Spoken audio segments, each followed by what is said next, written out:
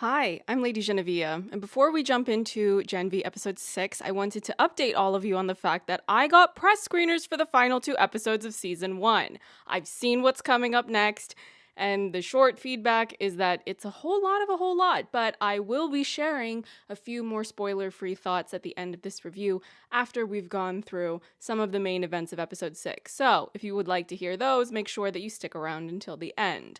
But first, we've got ourselves a nightmare sequence, and maybe now more of you will understand why I said that out of episodes 1 through 6, 6 is probably my favorite. It's got everything. It's got action, drama, a Soldier Boy cameo. I really love the whole concept and execution of episode 6, where you're literally in a person's mind, in the sense that some of our main characters find themselves trapped in Kate's fractured mind, but we're also in a person's mind figuratively. We get to explore emotions, memories, and traumas of a lot of these main characters. On the more humorous side of things, like I said, I really enjoyed Jensen Ackles' cameo. I'm so curious about if any of his lines were improvised, because something about that style of rapid jump cut editing reminded me of a blooper reel you would see in the end credits of a comedy from the 2000s. But pivoting away from that thoroughly enjoyable cameo, we should probably unpack some of the things that played out for the people who were in this mental purgatory. I like that we got to see Kate and Dean Shetty's origin story when it came to their relationship. It gave a lot more context to not only what Kate has been doing secretly for even longer than the main timeline of this season, but also what Dean Shetty was trying to do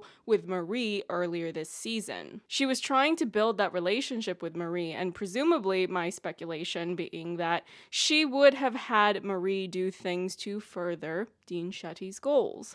One thing I would really like to emphasize, though, because we're going to circle back to this talking point in reviews of the remainder of season 1, Kate repeatedly made Luke, Golden Boy, forget about Sam. She enabled the experimentation, the imprisonment, all of that, and Sam was not made to forget what she did.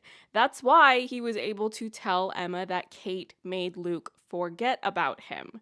Emma was with Sam, not with the rest of the group, so that was how she was even able to know what was going on. We're going to put a pin in that and we will return to it, so please remember that I brought that up, okay? Andre's interaction with Golden Boy in Kate's mind, I'm not going to lie, I had more fun with that than I probably should have. When Luke acknowledged Andre and then the vibe shifted from friendly to confrontational, I did that lean forward, you know, the one that you do when you're watching a reality show from the 2000s and you can tell that an argument is about to kick off. That was me. I was ready for them to air out all of the dirty laundry. Because it wasn't just about what issues exist between the two of them, but the fact that they had an audience of Marie and Jordan there to judge Andre. It was funny, and it was entertaining. I was Marie Kondo ready for the mess. Jordan and Marie were the two that I felt the most sympathy for, though, out of the people entangled in this mental purgatory. I felt a lot of compassion for them. With Jordan, the revelation of them knowing a bit more about the Luke situation than we initially thought, not great. We know that.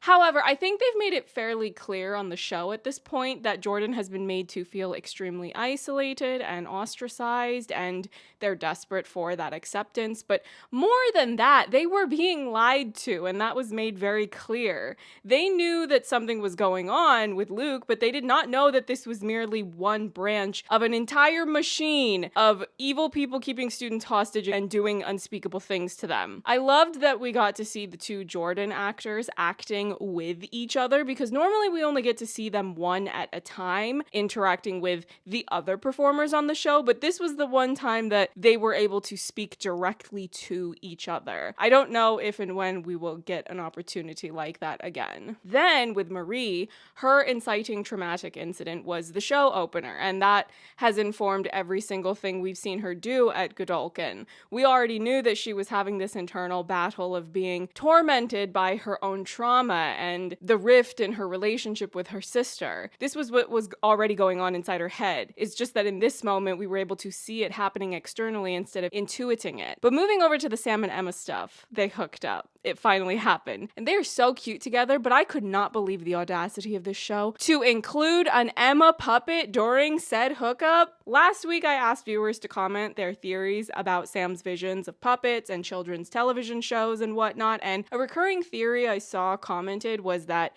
these puppets are a coping mechanism for Sam's trauma and a way to remove himself from violence. I don't exactly think that Sam hooking up with Emma is something he perceives as traumatic. She was very clear about saying there was no pressure for him to do anything with her. She would ask for his consent to touch his body, and just in general, she was a very caring and considerate partner. I would still really like to see some flashback material for Sam in order to glean an insight into what's going on with him when it comes to these puppets. That's still one of the most significant questions I have about him, particularly in regards to his abilities as a superpowered person. Now, when we finally get everyone out of the brain prison and Sam and Emma show up to be reunited with the rest of the group, note how Sam attacks Kate.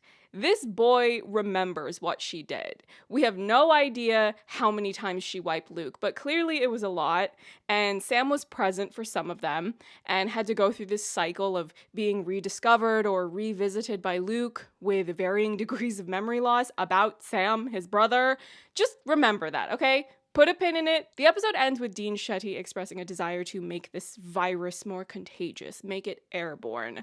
A virus that can only infect superpowered individuals because it attaches to the compound V in their bodies. Now, I am not able to speculate on how that unfolds because I've seen the rest of the season, so I know at least that much of what plays out in those 2 episodes. But at the time of recording this, I do not know yet if we will get a season 2. There's very little I can say about episode 6, to be honest, because so many of my thoughts related to Gen V and the last part of this season are rooted in things that happen in episodes 7 and 8. I will share some thoughts, but nothing with spoilers, nothing all that specific. I don't know whether or not there are fans watching Gen V without having already watched The Boys, but I think that the trajectory of Gen V's story is even more intertwined with the parent series, The Boys, in this final bit. I know it's a lot to ask people to watch 3 seasons in a week, but then again, it's an 8 episode per season series, so maybe it's doable if you haven't already done so. I do strongly recommend that if there's any way for you to catch up between now and when episode 7 airs.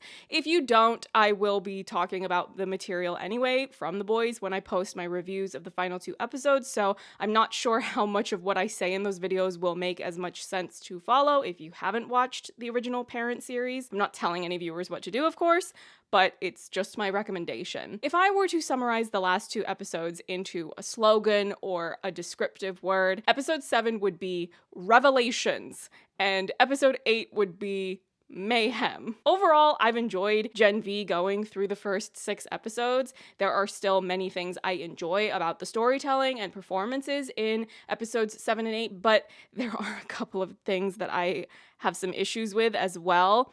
It's nothing that's so severe that would make me want to stop watching the show. If we do get a season 2, I still very much intend to watch it. I can be critical and analytical of works that I enjoy in fiction. There are certain things in the design or decision making of how the season 1 arc concludes that, in my opinion, my speculation, it gives off the vibe of being coerced in such a way to follow along with certain plot developments and themes that have been building through the first 3 seasons of The Boys. I don't love some of those choices that have been made, because if I look at how certain storylines have been developing from episodes 1 to 6 of Gen V, the direction that 7 and 8 take, it kind of feels like an abrupt shift. I would not have personally chosen for things to go in certain directions, but when you put those shifts in the context of the parent series, The Boys, you can see how it's very much in line with some of the ripple effects of what we've seen unfolding in The Boys. When you take into account the level of power and resources that some of the major players in The Boys have, it can and does make sense that it would bleed into things related to Godolphin University because the school is under the umbrella of VOT. Having said that, though, My emotional investment with Gen V has been in these characters. If you force my hand, I care way more about maintaining a cohesive arc and character journeys for the main people we've gotten to know on Gen V than I do about making it fit into the larger lore of the boys. Now, I'm not saying that those things have to be mutually exclusive, but if I have to choose one, that is my preference. Now, what would be the worst case scenario? Let's just address that now. Worst case scenario would be that Gen V gets canceled. But being that they have done a lot in these last 2 episodes to emphasize that interconnectivity with the boys, in theory, I think there's room to fold some of the characters and storylines from Gen V into the boys. But on the other hand, I also think that The Boys is such a crowded ensemble of characters that I question how much room there is to add so many of the main characters from Gen V into the mix beyond just maybe a brief appearance here or there. But I also don't know if they would want to make that the priority. If we think about Vought, though, and their focus on the 7, they're constantly having problems maintaining their roster of 7 heroes, so to speak. Translucent has been gone for ages, Stormfront is gone, Maeve left, Starlight left, so we've got some openings. Who do we have on the 7 right now? Homelander. They're apparently, I think they're going to do a new Black Noir.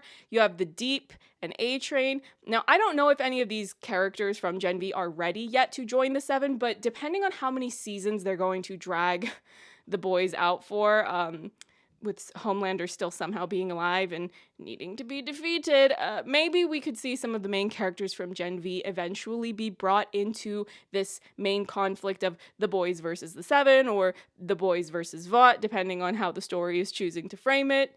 It's a very open-ended speculation on my part, but we can get into more specifics or theories once all of you have caught up on the last 2 episodes once they've been aired to the masses. So that's all I have for you for now. Come back next week because after episode 7, we will definitely have a lot of things to get into. Bye!